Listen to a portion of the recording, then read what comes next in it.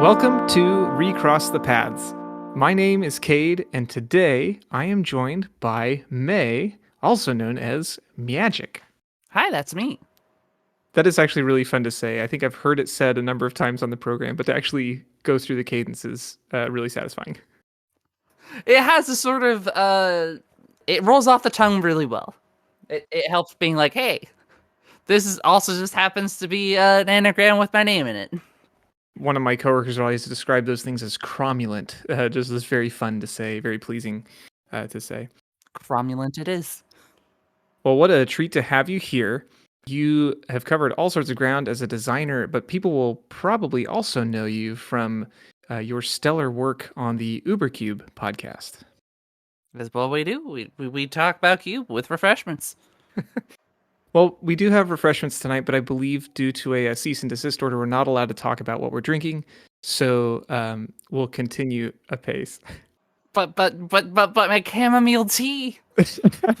However, is it going to be represented? The people need to know. They'll never know, I suppose. Well, darn. So certainly talking about cubes, something you've done a fair bit, and getting to bounce ideas off of your other hosts on the show. There, I'm really excited to take a moment and explore some of the things that you've touched on over. Would it be fair to say over the years now? I think now that the podcast has over 100 episodes, right? Yeah, I guess that I have been on the show. I think for about a year. So over the year, there are certainly many things to talk about. Mm. So why Cube, May? What draws you to Magic over other games? So, for the two-part questions, let's first deal with the what brings me to Magic, and then I'll work with the why cube. So, what brought me to Magic was that I came from Yu-Gi-Oh. I came from lots of other card games that I happen to enjoy that I dabble in. Like I've played a little bit of Pokemon. I've played what was it called? Like Card Fight Vanguard, and then there was like one other one. I played it for like a minute. Kaijudo, that's what it was. I spent a majority of my time with Yu-Gi-Oh for like a good portion of time, but as that game started to, I guess, push me out as a demographic because it just stopped being the game that I was interested in playing in, the more and more appealing Magic became. And like, don't get me wrong, I've been playing Magic since like 2010, right? But what ended up driving me to Magic was that its resource system was particularly satisfying. I feel like Magic is probably still one of the best card games of all time. And it is really easy for me to find intricate ways and fun ways to play around with the game pieces that they've created because they just have a lot more let me try that again. Innately fun ideas. If I can speak, thank you. So is that, and not to dog on Yu-Gi-Oh, because there are many people who really enjoy Yu-Gi-Oh. I started by playing Yu-Gi-Oh. Was that the sort of thing that pushed you away from a game like that? Like you said, it stopped being a game that you enjoyed. So I guess I will be a little bit of the Yugi boomer, so to speak. Bring out the what was it, Yugi Moto? So it'd be Oh like yeah, Grandpa yeah. Moto, Grandma Moto, I guess. There you go. Yeah. There was a point in time in which Yu-Gi-Oh was a lot more, let's say, incremental, where a lot more of those advantages that you would get was off of plays that you made from previous turns. And it felt like that there was a lot more ways that you can interact with your opponent's board because of what was on the board rather than just what's in their hand. And I'm not saying that current Yu-Gi-Oh is bad by any stretch. It just was no longer a fit for me. Like, not to get too into the info dump of Yu-Gi-Oh just because people are not going to have any idea what I'm talking about, right? But back in the days of Yu-Gi-Oh, it was I'm gonna set a card face down. It could be a trap card, could be a spell card. Who knows? I'm gonna like set a monster and then pass my turn. And nowadays it's kind of like, you got your hand trap? No? All right. Well, then I'm just gonna start doing my thing, and then now I have like 3 negates on board. Good luck. Yeah. It is funny when we think about some of the most powerful experiences in Magic compared to some of the most powerful experiences in Yu-Gi-Oh, and they are on just wildly different axes. Wildly different axes. And again, it's not to say that that's a bad thing.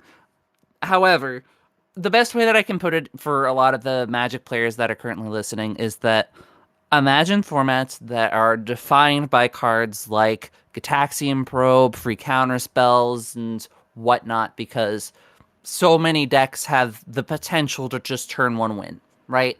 And it's not even in the sort of, let's say, identifiable way that Magic kind of has, where we have lands to kind of indicate how our resources can be expended, versus Yu-Gi-Oh! It's just kind of all in your hand.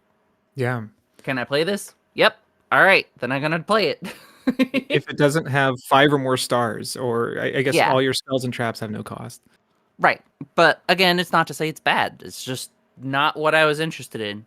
So, fast forward to the year of 2020, where got really into Throne of Eldraine when that first came out, and I really loved playing that set because I feel like that as like a limited set, it had a lot of fun, unique archetypes that were just introduced at the time, and introduced one of my favorite mechanics being adventure cards, and it matched the kind of flavor and feeling that I wanted to feel out of a lot of these card games that I just didn't really get.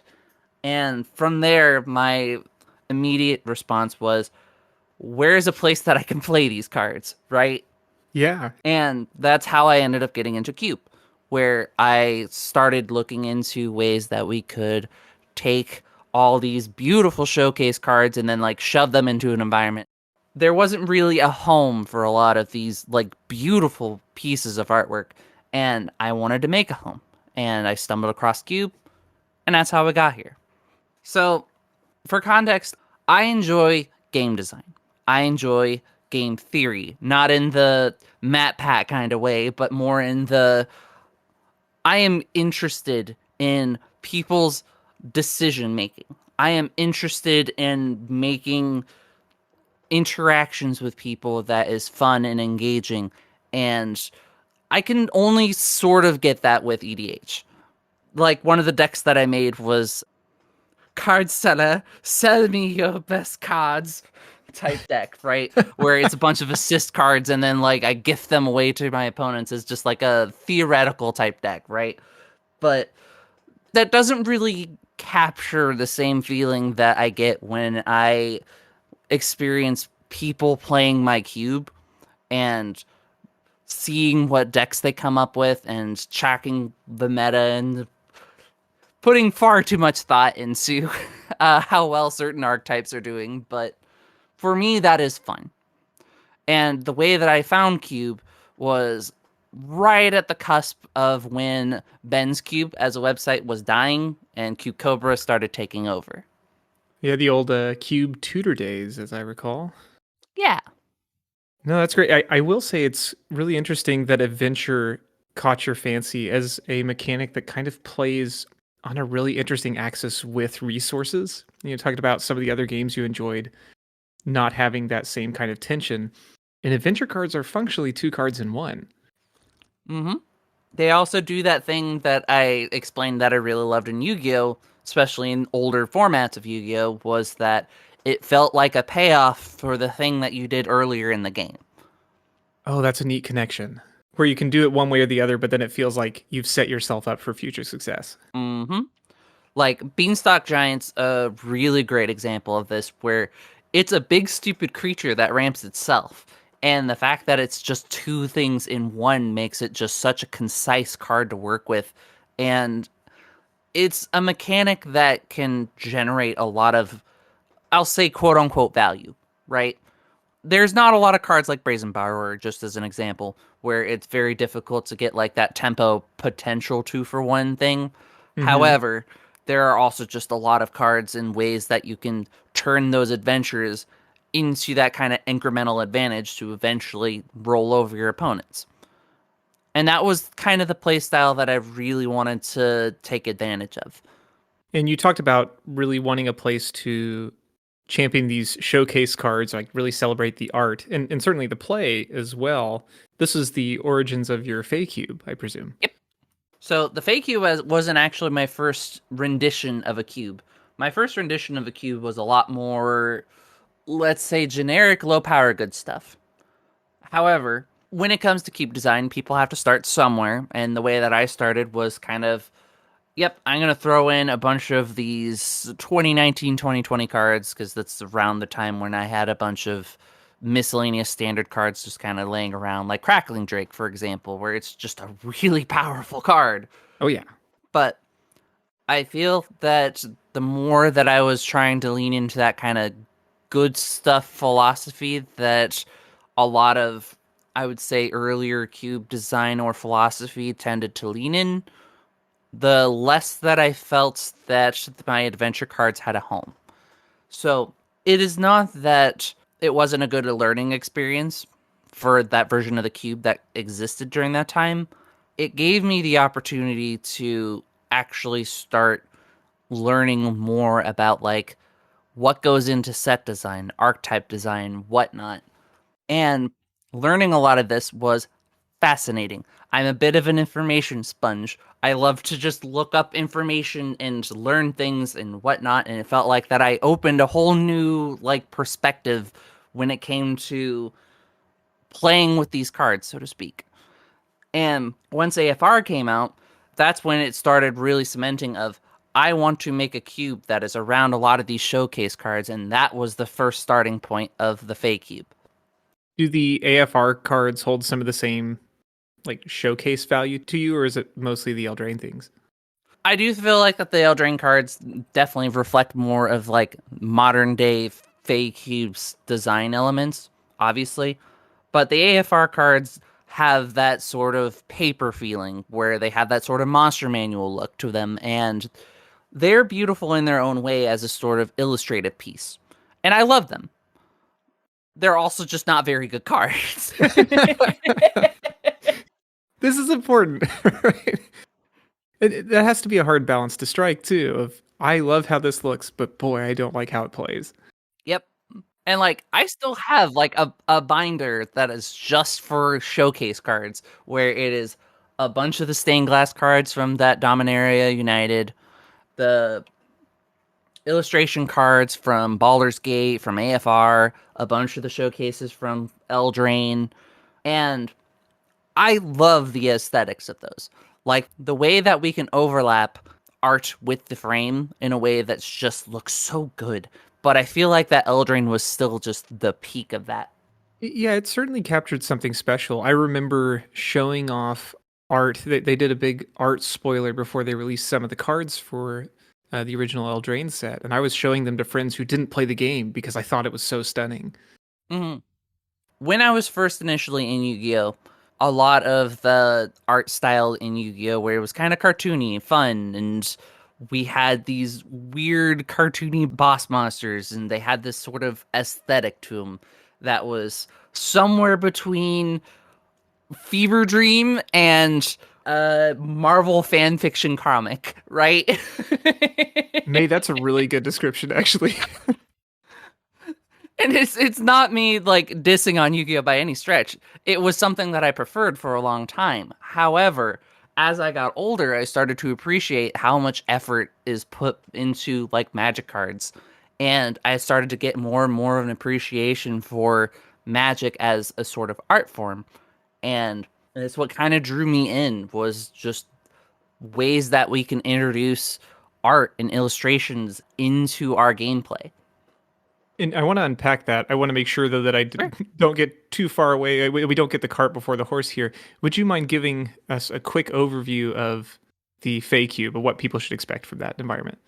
So the Fey Cube is essentially a cube that is designed around the thematics of like grim fairy tales, of Aesop's fables, and it is essentially an environment that's kind of just designed to overlap some of these design elements that we saw from Lorwyn, Morningtide, and then overlap them with a lot of the Eldraine esque things, while also just throwing in some of the miscellaneous off cards that happen to fit the flavor of like fairy tale things. And at the time, there wasn't really an environment like that. Like, sure, people had their set cubes, right? But there Yeah. wasn't really anything that like looked at a lot of these packages and said, how can I make these work? And so you've approached this with such a thoughtful lens. And so, as you were saying before, trying to balance the aesthetics with gameplay, trying to make those things coexist. How have you set about doing that? Well, a good part of it is to segue onto our main topic is finding the fun. And at the time Zendikar Rising came out with the party mechanic, which I adored. However, I left that set feeling that, man, it would be really nice if like Lorwyn Morningtide had something like Party. Because Lorwyn Morningtide's not a good limited set. I love them very much. They are probably my favorite sets. However, they are not fun in that way because their lanes are so distinct.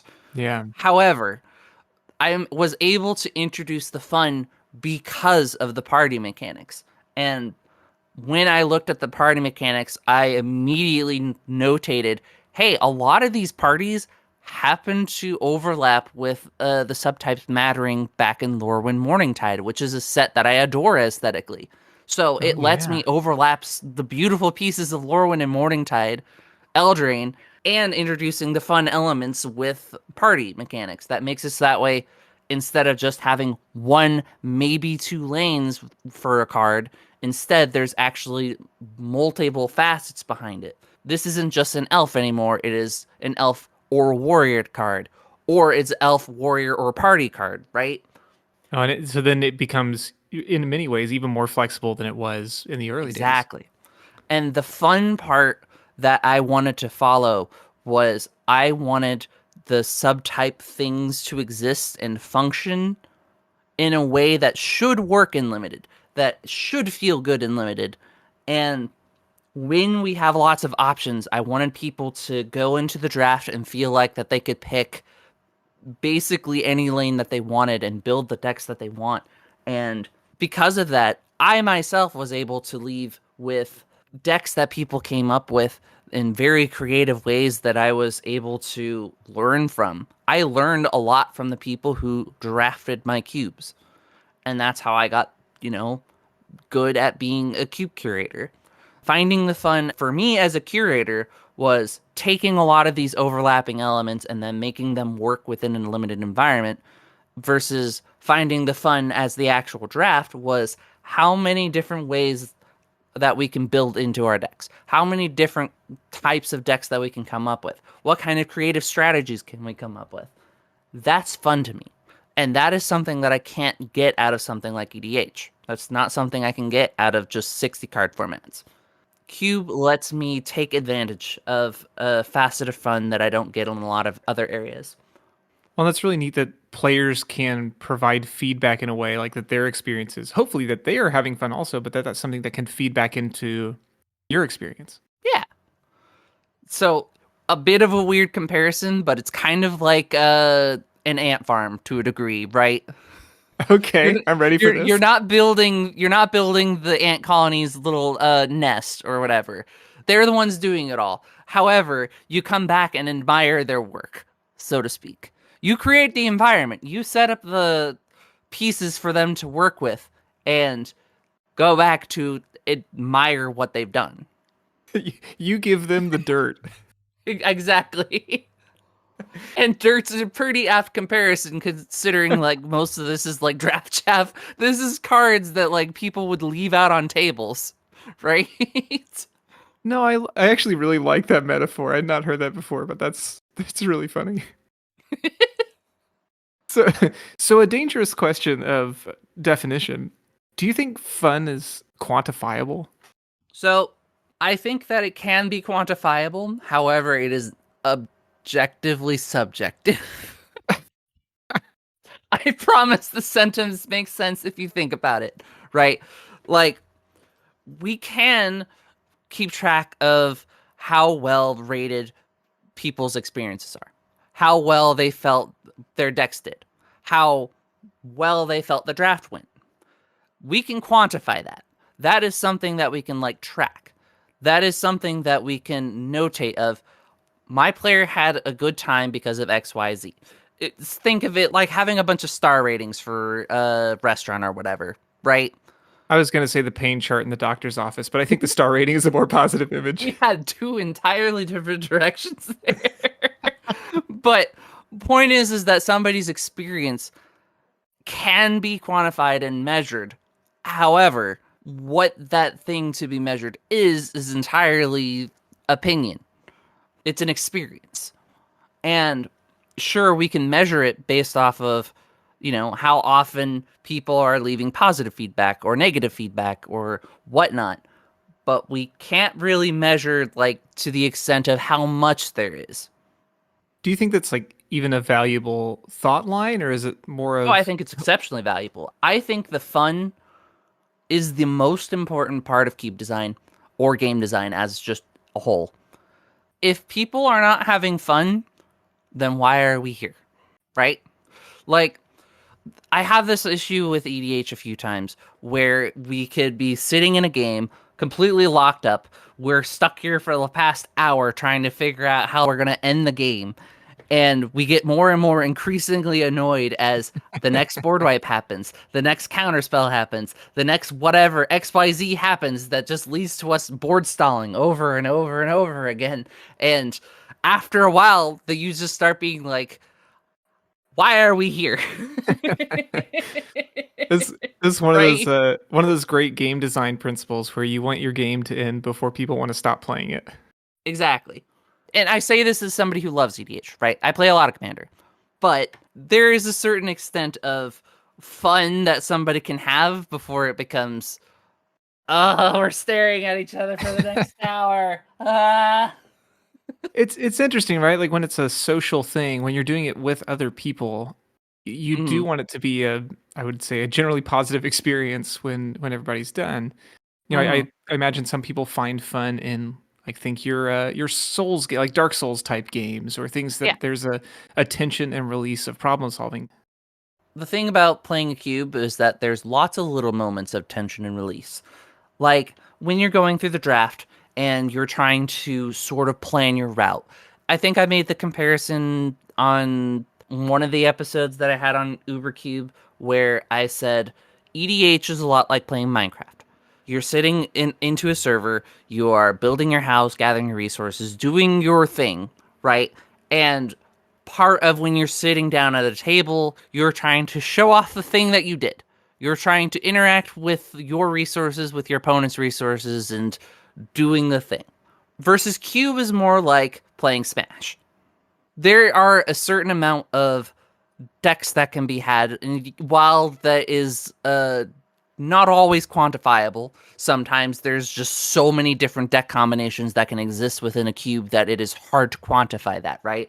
Hmm But hmm at the end of the day, there are certain like lanes that people want to build into. Like a great example is when you sit down and you want to say build the aristocrats deck, or you want to build the life gain deck, or you want to build the mill deck.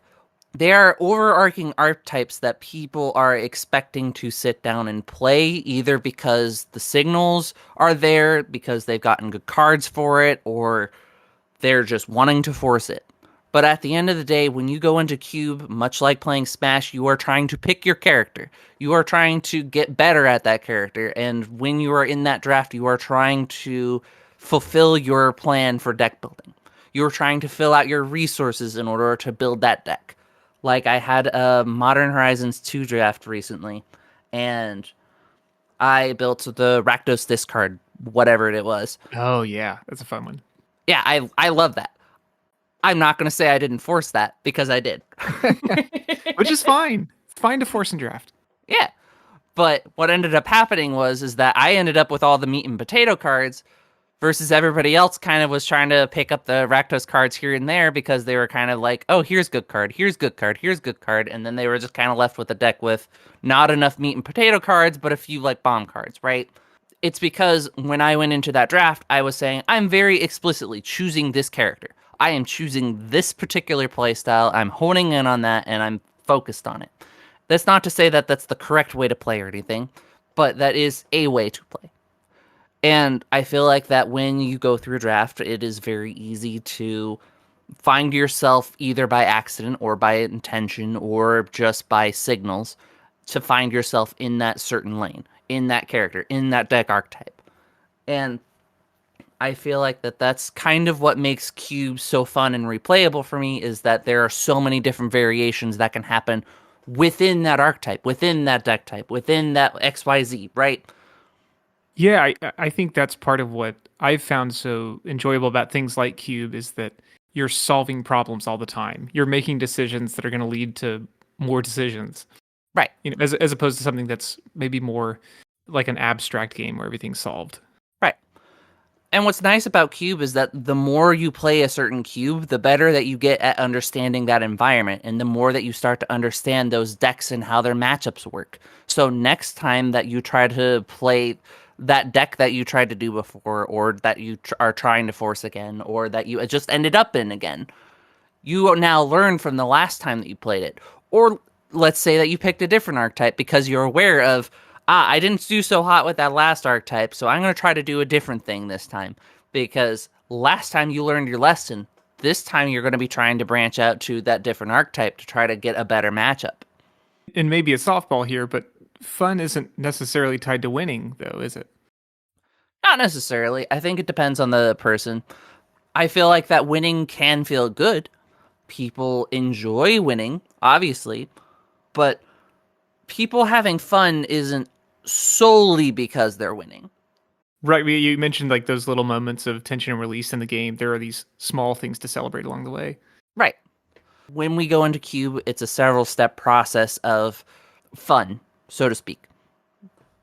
We start off with the kind of draft portion where we're kind of reading the signals. We're trying to pick out what cards are the best cards that we can pick out of the pack, which ones are best for our kind of overarching strategy, or what's kind of the best card inside this sort of vacuum that we've created. Then we move on to the deck building phase of how well did I do within that draft portion? What are my options? What is the deck that I can create out of these? And then we get into the execution phase, or the actual playing of said decks. And that is the part where you get to feel a lot more of those moments of doing the cool thing that you actually very intently put into your deck. There are lots of payoffs for the previous two steps. So those are like kind of the setup, and then you get to actually live it out in the games. Right. And it's sometimes the fun part is the previous two parts. Sometimes the fun part is the execution. And it really just depends on the person's preferences. From the design side, because you were talking about how there can be so much enjoyment derived from the building and the preparation of the ant farm to share with your ants. Um, Yeah. have you found that you have to make design concessions based on what others may or may not find fun themselves? A big part of that is knowing what feedback to actually internalize. Because sometimes people will have a bad time. Either something went horribly wrong, they did the draft wrong, their words, not mine, or they just did not play that well, or they just got bad luck during their games. Regardless, sometimes those can happen, and because they're already in a bad mood because those happened, sometimes they can give criticism that's kind of misplaced or contradictory to previous times that they've given their opinions. A big part of that is trying to figure out what parts of those, I'm not going to say are valid as much as what parts of those are quantifiable. What are things that I can actually adjust? What are things that actually are measurable within it, right? Like, let's say somebody tries to do the aggro thing. They don't get enough pieces, but they don't quite realize they don't have enough pieces to try to make the aggro deck work. But instead of recognizing, oh, I just didn't get the pieces because I was contesting for the aggro pieces, or I just didn't end up in the right colors, or whatever reasons, instead they leave with the feeling of aggro is bad. And Yeah. it's not to say that their feelings aren't valid or that they shouldn't feel those ways. And it's not to say that I'm just going to point at them and be like, well, it's because your deck's bad, silly, you goober. Of course you didn't have a good time playing aggro. Some But of us need that sometimes, in fairness. the thing, yes, sometimes they do. But the important takeaway there is maybe there should be more density for aggro stuff. Maybe there should be more density for whatever archetype that they didn't actually quite bring together because the pieces ended up being more contested than you initially thought. That's information that we can actually take away from that criticism more than just, I need to buff aggro. So, May, what do you do when players are offering feedback or they're describing an experience that doesn't align with what you enjoy as the curator or designer? I won't pretend that that doesn't happen. It just happens rarely. Sure. Back to the Fake Cube as our example here. The Fake Cube is very low power. You are not going to see power pieces. You're not going to see good like fixing. You're not going to see the fetches and duels and whatnot. And I've had a few people that kind of went in expecting those things because that's just what they're used to playing with. And they leave feeling like, yeah, I mean, it's just a low power environment, basically the same as retail limited because I all my lands are bad. And there's only so much that I can like do about that. I'm not going to completely overhaul my land package, which for a majority of other people is fun, it's fair, it slows down the game just enough that it allows some of these decks to actually flourish. Because I have the top down perspective versus the player has just the player perspective. It's not to say that their feelings aren't important as much as sometimes players just have different preferences. And being willing to take that at face value without completely overhauling it of, this one person really didn't like it because I don't have powerful cards in here, or I have bad lands in here in XYZ, or in Anthony's case, I hate Mill. Mill is so unfun to play against because of reasons. Boy, just call him out. But I can't tell him that he's not allowed to dislike Mill, right?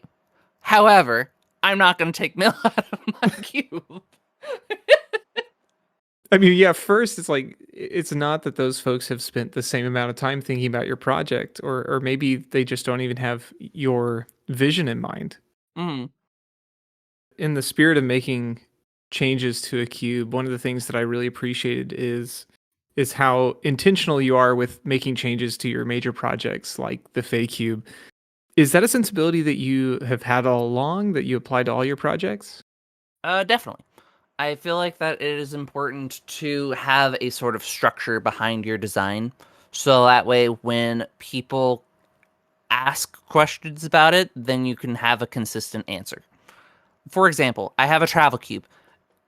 Functionally, this is an entirely different beast compared to the Fake Cube, right? However, there is still a certain amount of, let's say, design overlap. Like, I have a bunch of gate cards in there. Because once again, I've decided, yeah, instead of just using a bunch of good lands, I'm going to use these quote unquote bad tap lands or whatever. Mm-hmm. But that design element that I put in is because I'm comfortable working around the speed that tap lands provide. And it's not to say that my travel cube has this complete overlap with the Fake Cube. It's basically the same in terms of function and design. It's not. Not even remotely close. Like, this entire environment's focused around like discard synergy, and I would almost say a mash of things like Hollow One, like Rakdos Hollow One, the Psychotog decks, and whatnot, where we have this kind of overlap of very specific deck strategies and whatnot that I'm trying to mash together in this environment. But those design sensibilities do transfer between like the Fey Cube and the Travel Cube, and even my more obscure cubes like the Big Spender Cube. Yeah. And just for clarity, like the travel cube is the one that has no tokens, no counters, kind of borrows from some of the bar sensibilities, as I Yep. recall. It's very similar to a Bar Cube. One of the things I remember you sharing some about was I think you had posted some potential changes to it may have been the Fae, it may have been the Big Spender. I can't remember which one. But then I think it was a month or two that went by before you implemented those changes. And I was so impressed because I think for many people, you see the potential change and you jump on it. I will say it's required a lot of practice. Yeah, say more about that. So the big part of how the fake cube kind of blew up was that there was this sort of expectation of me to explain why I'm making the changes that I'm making. It's not to say that I can't just like throw in a change and then give very minimal reasoning. Like I recently just made a change in the fake cube that just swapped out an expensive card, Wolverine Riders. Fantastic card. And like this is almost warping to how elves are going to function in the future of the fake cube solely because of a price point. There's not a lot to that update of just, hey, this one card's getting swapped out because of a completely arbitrary reason. But there's a sort of feeling of expectation that I have because the bigger audience you have, the more that I feel like that I have to explain the decisions that I make. And because of that, it makes me less inclined to just throw in whatever the new toy of the month is. The less inclined I am to just make impulsive changes out of the blue, because then I have to spend more times explaining a bunch of little changes as opposed to accruing all the potential changes that I want to do into one go. And this matters because you need to give yourself time to actually digest what some of those decisions are. And it's not to say that you can't just throw cards in just because you feel like it. Like, there's a lot of people who run their cubes of, hey, there's this new card. I think it'll be cool for the cube. Literally just sleeve it up and throw it in. No other thoughts, planning, or reasoning behind it. It's just, yep, this is in now. Right? Kind of will find out approach. Right. Yeah, certainly different sensibilities in that regard where some folks will print it out even before it's been published officially to try it out. Right. So is your bent more toward just kind of the theory crafting side? Or are you actually doing some play testing with these changes in? I think it depends on the cube. The fake cube is big enough that I don't have to constantly playtest it to know how good certain changes are. Because I can have data, experiences, criticism, whatnot, in enough troves that I can actually utilize that information without me actually having to like run tests of it. However, if it's something like Big Spender, where it's a very, very small environment, like 98 cards, very, very tiny amount of cards, because of the weirdness of that environment, a lot more of those cards are going to be seeing play 100% of the time. So when I make a swap in there, there is an intent that I have to test in it. There's a period that I have to give myself to say, how good is this in practice? I have to be a lot more concise. I have to have a lot more practice behind those cards. And I don't have the numbers, and the majority of people are not going to have it. So whether or not the approach of just digesting your changes is appropriate really just depends on what your playtesting is. So I think that there is a compromised approach that someone could take if you were to sit down, run through the archetype that you're wanting to make a change to, or run through a potential deck that you would expect to play the card that you're wanting to add, and then ask yourself how much the card that you would have added would have made a difference to that deck. Would it have felt good? Would it have felt bad? Have that card just kind of on the side and think, if this card was in this rotation, what would it have changed? I feel like that's kind of a good compromise where you're still getting that kind of play experience to a degree where, man, I would have really liked to see this card.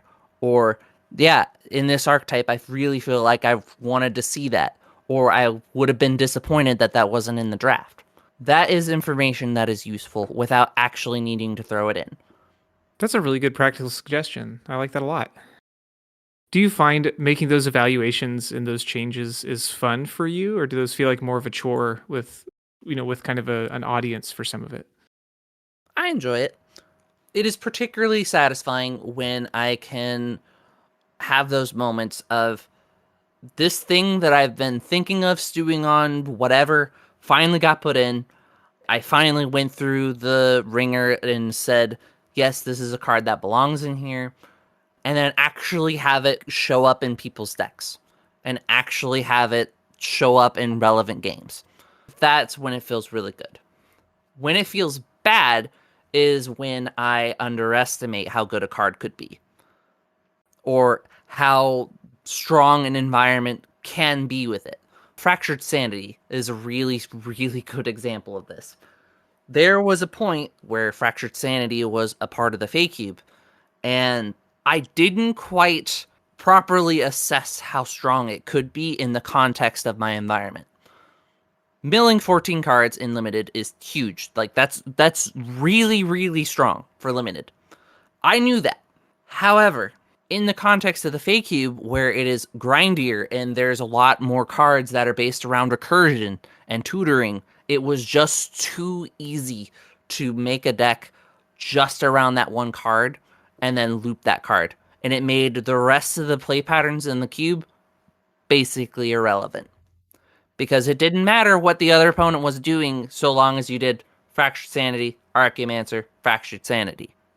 Mill's kind of a little pet project. Like, the fact that the Fake Cube has things like a sort of life game deck and a mill deck, which are notorious for being horrible to like make work in limited environments. They're notorious for how they interact with things, but they work in the Fake Cube. Because I very explicitly have been slowly tinkering them to make sure that they work and to make sure that they feel good when you play them and make sure that they feel at least okay when you play against them. That doesn't mean that it's always perfect.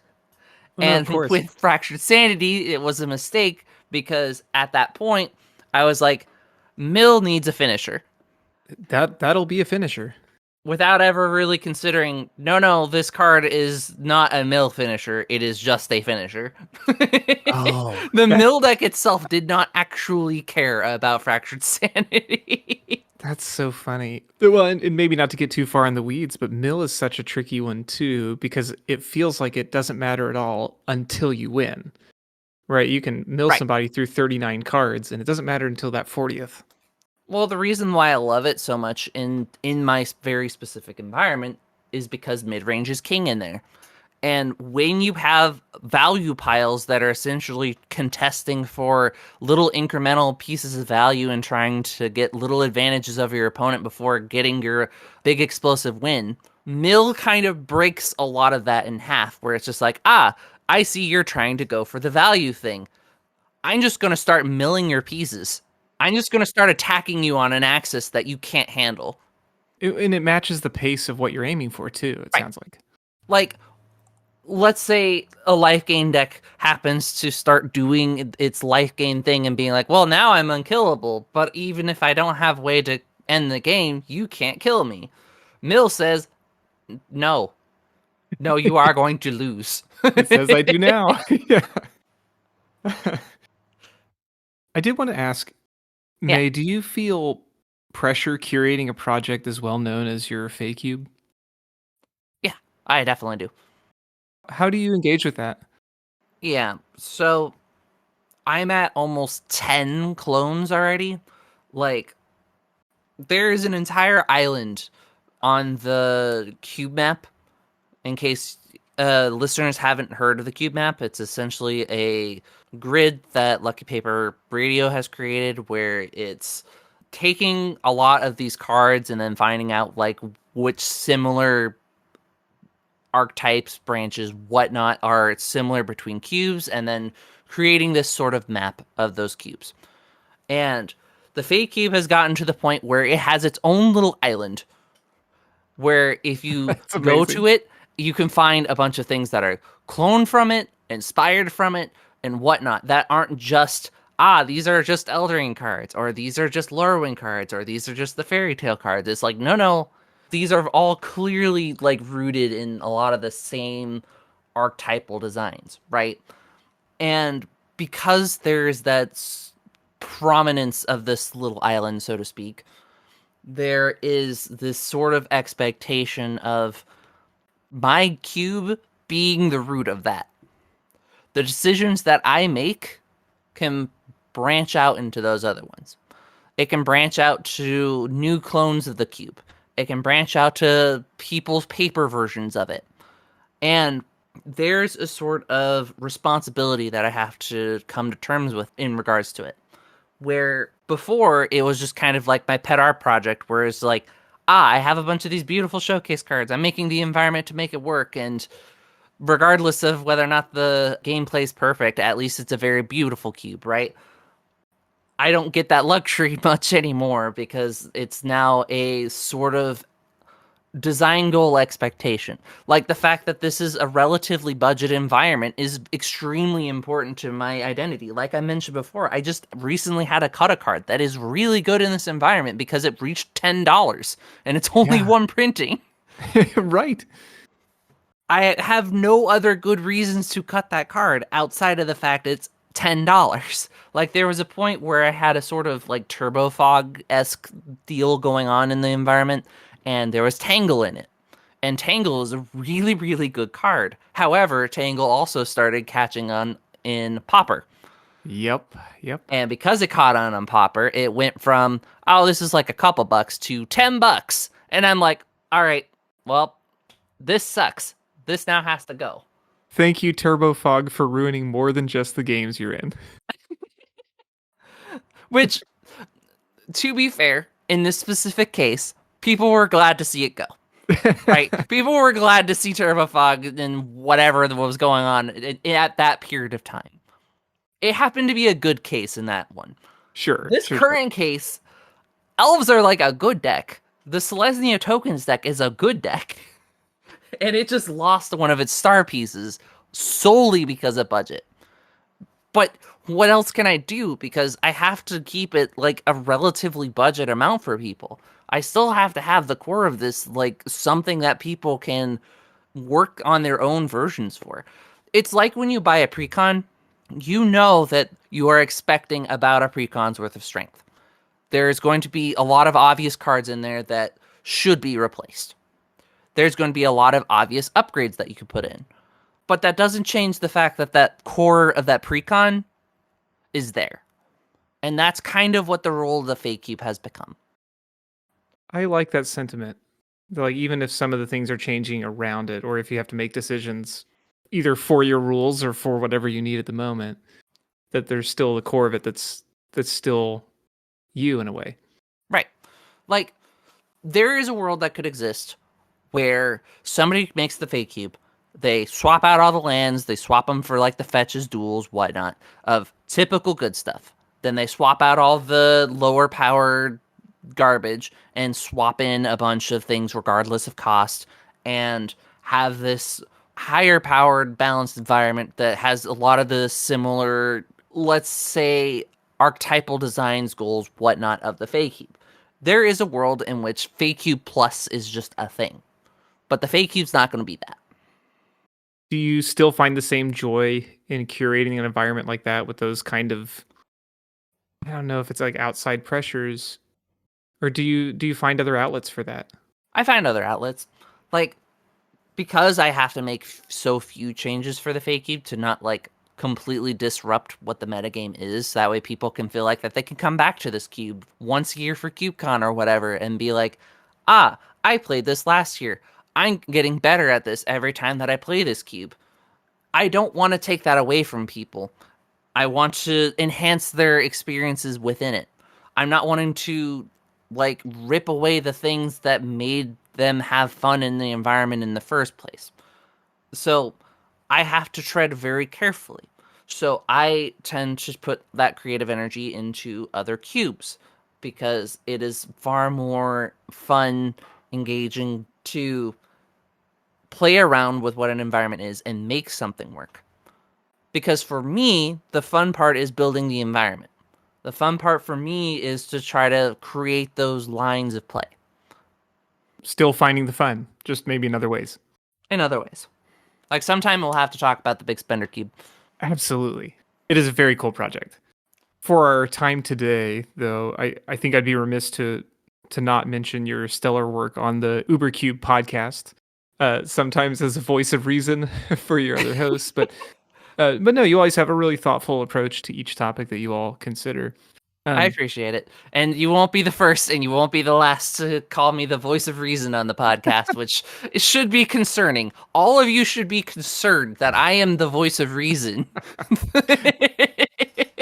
but I did want to ask, what have you found most rewarding about hosting on a program like that?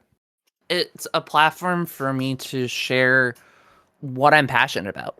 It's a platform for me to share kind of my experiences and my interests in a way that relates to cube design, and I would almost say as an artistic form of expression to a degree.